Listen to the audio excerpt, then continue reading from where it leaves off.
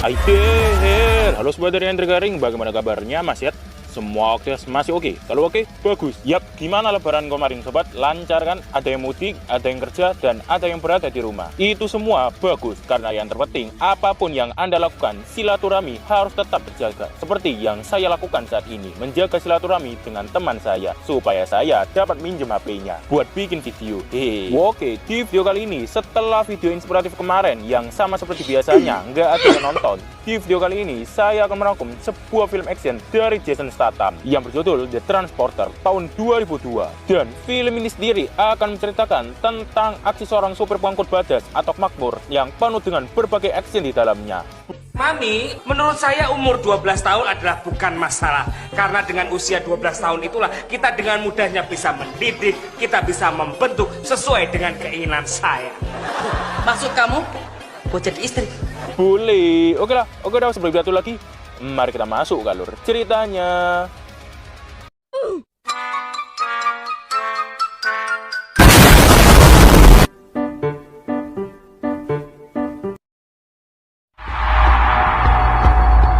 Berlatar di parkiran hotel yang luasnya mungkin bisa dibuat main bola bekelan, film diawali dengan memperlihatkan sebuah mobil BMW punya admin yang terparkir di sana. Yang di dalamnya ada seorang pria supir pengangkut yang bernama Frank, dan terlihat kini ia tengah menunggu jam untuk melakukan pekerjaannya. Dan setelah jamnya telah berbunyi, ia pun lantas memakai seatbelt, memakai sarung tangan, dan mengaktifkan fitur canggih dari mobilnya. Dan lantas pergi ke sebuah tempat penyimpanan dokumen rahasia yang ternyata ia menunggu beberapa orang perampok untuk menjadi supir mereka. Dan lantas mengganti plat nomor mobil, namun sempat tertahan oleh beberapa perampok tersebut yang tak sesuai kesepakatan di awal, yang harusnya hanya 3 orang yang diangkut, dan jika berempat itu sama saja dengan menyerahkan diri ke polisi, mengingat berat mobil yang telah diperhitungkan oleh si Frank. Tak hanya itu, Frank yang walaupun ia sempat ditodong oleh perampok tersebut, ia pun justru malah bersikap tenang sambil menjelaskan aturan-aturannya yang membuat perampok tersebut lantas terkena mental dan akhirnya menembak salah satu rekannya sendiri, sehingga Frank pun lantas tancap gas untuk kabur dari sana.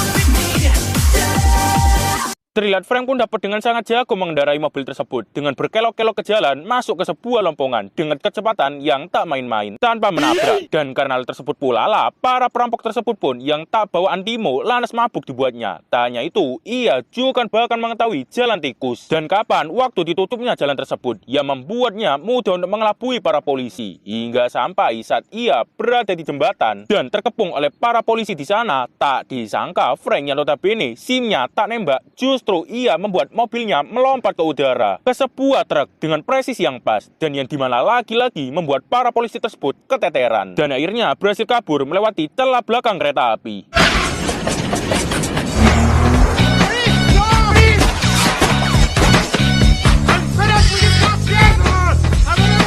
Dan setelah mengantar mereka bertiga ke tempat tujuan, dan Frank dikasih uang lebih karena perampok tersebut ingin mereka diantarkan ke perbatasan, Frank pun lantas menolak hal tersebut karena itu tak sesuai dengan aturan main bisnisnya, yakni bayaran tak boleh lebih atau kurang dari kesepakatan di awal yang telah dibuat. Dan mereka pun lantas pergi dengan komplotannya, termasuk si Frank yang pulang ke rumahnya sendiri. Dan ia untuk menghilangkan jejaknya lantas mencuci mobil tersebut sedetail mungkin dan mengganti plat nomor dengan berbagai koleksi yang telah ia siapkan. Tak hanya itu, untuk menyamarkan keberadaan keberadaannya dari publik untuk makan sehari-hari, ia juga menggunakan jasa catering. Hingga sampai saat ia menonton televisi, benar saja ia pun lantas mendapati bahwa perampok-perampok tersebut yang ia antarkan kemarin ternyata telah tertangkap pagi ini oleh FBI karena cara mengemudi kaburnya yang cupu, dan Frank pun lantas nyengir. Namun tak lama ia pun lantas dihampiri oleh seorang inspektur polisi dari Polres Prancis, sebut saja Joko, dan ia nampaknya sedikit mencurigai si Frank dengan mengatakan bahwa baru-baru ini terdapat aksi perampokan di kota dan kabur dengan menggunakan sebuah mobil BMW dengan plat nomor yang mirip seperti milik si Frank. Tak hanya itu, untuk lebih lanjut, ia juga memeriksa mobil dan garasi milik si Frank yang ternyata rapi dan perfeksionis. Dan juga Frank lantas mengatakan bahwa ia sudah tak lama pergi membawa mobil, sehingga membuat Joko pun lantas percaya akan hal tersebut. Namun tak lama, Frank pun ditelepon oleh seseorang yang ternyata ingin menggunakan jasa si Frank sebagai pengangkut, yakni mengangkut sebuah barang berukuran sekitar 1 meteran dengan berat 50 kilo ke suatu tempat. Dan Frank lantas menjelaskan aturan main bisnisnya, yakni pertama, pengangkutan atau pengantaran harus sesuai kesepakatan di awal, tak boleh kurang atau lebih. Kedua, di dalam pengiriman dilarang untuk menyebutkan nama. Dan yang ketiga, sang pengangkut dilarang untuk melihat isi barangnya atau paketnya. Very precise. Transportation is a precise business. Hingga di keesokan harinya saat waktu pengangkutan telah tiba, yang terlihat memang merupakan sebuah tas, Frank pun lantas berangkat ke lokasi yang dimaksud. Namun tak lama, ban mobilnya pun kempes di tengah jalan dan Frank lantas berniat untuk mengganti dengan ban serep. Namun tak disangka di saat ia membuka bagasi mobil, ternyata paket tersebut menggeliat seperti ada sesuatu di dalamnya. Dan benar saja berisikan seorang wanita Cina, sebut saja Siti, dan itu di luar dari kesepakatan. Dan Frank juga melanggar aturan yang ketiga, yakni jangan melihat isi paket. Dan setelah mengganti ban, Frank yang berhenti di rest area pun yang kasihan lantas memberikannya minum. Namun tak hanya itu, saat baru seberapa jalan, wanita tersebut pun mulai menggedor-gedor pintu bagasi yang ternyata ia berniat untuk pipis. Dan Frank supaya wanita tersebut tak kabur, lantas mengikatkan tali di leher wanita tersebut untuk pipis di jurang. Namun setelah beberapa saat, wanita tersebut pun tak kunjung kembali, yang ternyata kabur. Dan di saat Frank sudah mendapatkan kembali, benar saja ada 2 orang polisi yang datang ke tempat tersebut. Dan Frank lantas menggebuk-gebuki mereka berdua, dan akhirnya agak ngaret sampai ke lokasi tujuan dan bertemu dengan seorang bos geng mafia yang bernama Rick. Dan ia tanpa mengingat statusnya sebagai bos lantas merendah ke si Frank layaknya Suhu. Bisa aja Suhu dengan mengatakan bahwa Frank telah mendapatkan semuanya dari pekerjaannya sebagai transporter, yakni harta, tahta, waria. Goblok! Yakni harta, tahta, wanita. Tak hanya itu, ia juga meminta kepada si Frank untuk kembali mengantarkan barangnya, yakni sebuah koper berukuran sekitar seberat 1 kilo. Dan karena memang jawabnya, Frank pun lantas menerima job tersebut. Dan saat berada di rest area, karena petugas polisi tersebut yang ia lawan tadi berada di bagasi mobil, Frank pun lantas berniat untuk memberikannya minum. Namun tak hanya itu, hal yang tak terduga pun juga terjadi.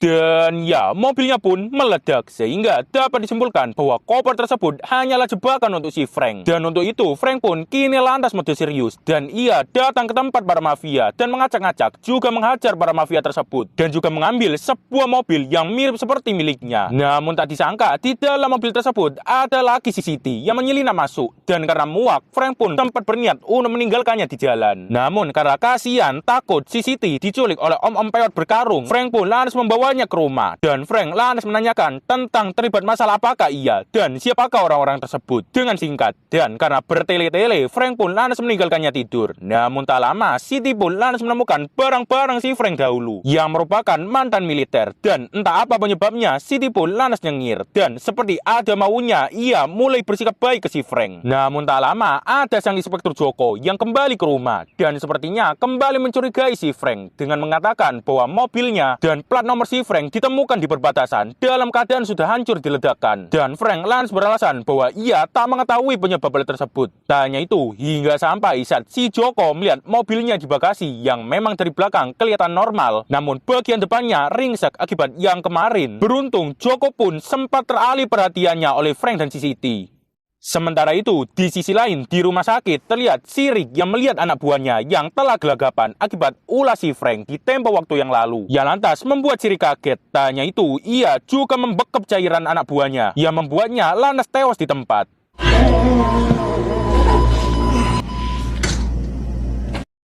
Di rumah, si Frank dan si Siti yang lega karena berhasil lolos lantas kini berbincang. Tapi tiba-tiba ada suatu rudal yang mengarah ke rumahnya. Tanya itu juga ada beberapa orang yang menembaki mereka dari kejauhan. Tanya dengan sniper beruntun, mereka juga menembak si Frank dan si Siti dengan basoka. Beruntung mereka pun dapat kabur melewati ruang bawah tanah dan melompat ke sebuah sumur karena rumahnya telah hancur. Yang ternyata di dalam sumur tersebut ada sebuah tangki oksigen dan mengarah ke laut ke sebuah tempat kolam renang yang sepertinya juga rumah milik si Frank. Dan karena basah, mereka pun berniat untuk ganti. Namun tak disangka pula, basah tersebut juga ada manfaatnya. Yang ternyata mereka langsung melakukan persenaman di tempat tersebut. Ih, basah. Ampun.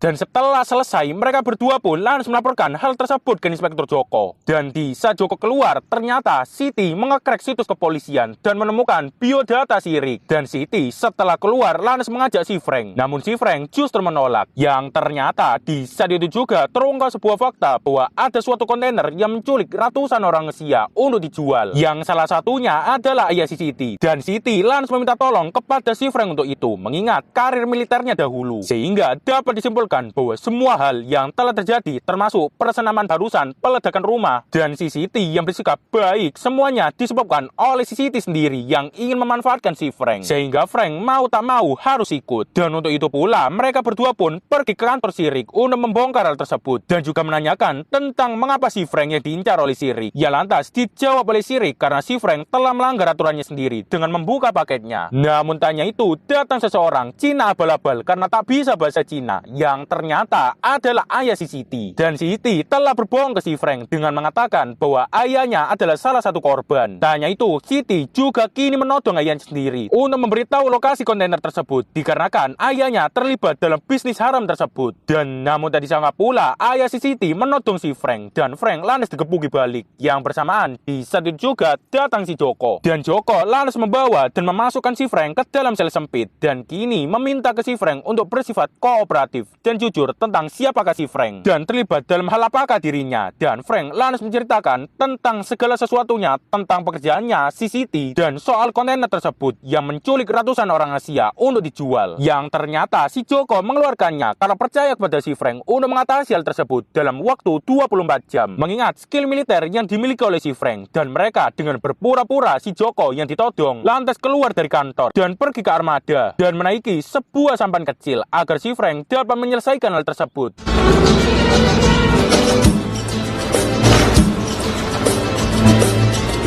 Dengan menaiki sebuah sampan kecil, Frank pun mulai menyelinap ke lokasi disandaranya orang-orang Asia yang dimaksud. Dan terlihat bahwa truk yang akan mengangkut kontainernya akan segera berangkat. Dan oleh sebab itu, Frank pun lantas bergegas untuk melumpuhkan para penjaga. Tanya itu karena truknya keburu berangkat, ia pun melompat ke atasnya dan bergelantungan di atas kontainer. Dan akhirnya karena mau ditabrak, ia pun melompat ke atas bis yang karena lagi-lagi berurusan dengan para mafia tersebut. Dan Frank dengan memanfaatkan oli dan pedal sepeda lantas membogem orang-orang tersebut.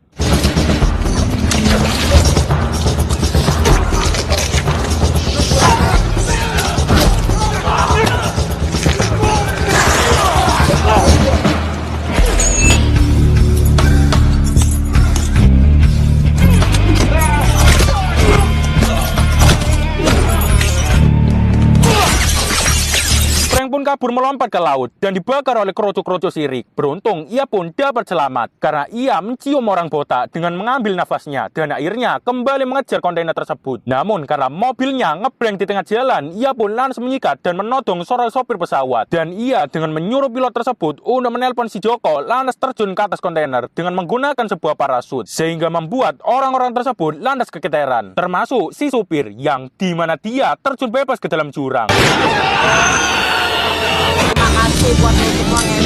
Namun tak sampai di situ, ayah si Siti pun dan si Rick lantas kini turun tangan dan Rick lantas menendang si Frank keluar. Namun lagi-lagi karena MC-nya ia pun dapat selamat dari hal tersebut dan akhirnya bergelantungan di bawah truk untuk kembali membogem si Rick.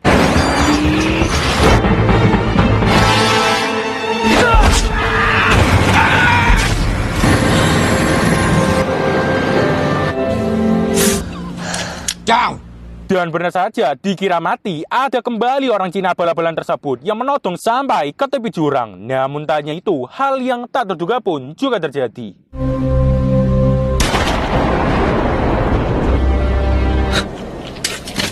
Dan ya, si Siti pun menembak orang Cina bala-balan tersebut atau ayahnya, yang bersamaan di saat itu juga si Joko beserta para polisi telah sampai ke tempat tersebut dan akhirnya dapat membebaskan para korban.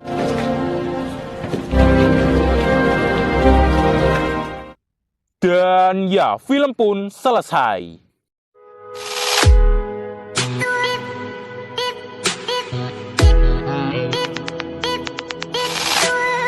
Boleh, film yang cukup menantang untuk sekelas Jason Statham. Dan oh ya, maaf videonya lagi-lagi ngaret karena saya harus menunggu momen yang pas untuk minjem HP teman saya setelah lebaran. Dan untuk pesannya yakni jangan semena-mena terhadap kurir atau seorang pengangkut karena itu dapat berdampak pada diri sendiri. Misalnya dalam sistem COD. Sekian, saya undur diri. Terima kasih. Subscribe.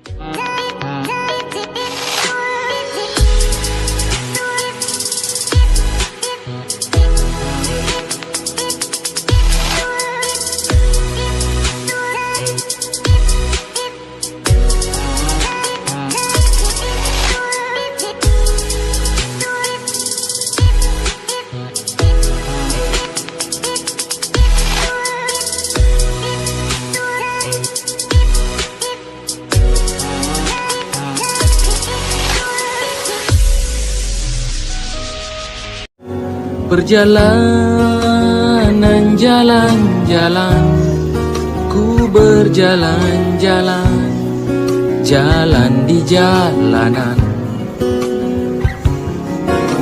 Ku kira kita asam dan garam, main kit tumbuh-tumbuh belanga. Kisah yang tak seindahnya indah itu. Punten, Mamang.